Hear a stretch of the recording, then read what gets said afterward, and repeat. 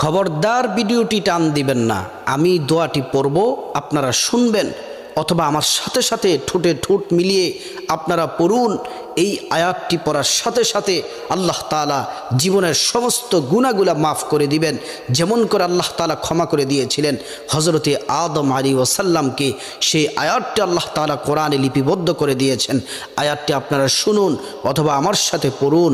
রব্বানা যালামনা আনফুসানা ওয়া ইল্লাম তাগফির লানা ওয়া তারহামনা লানাকুনান্না মিনাল খাসিরিন। আল্লাহ তাআলা আমাদের জীবনের সমস্ত গুনাহগুলা আল্লাহ তাআলা মাফ করে দিন।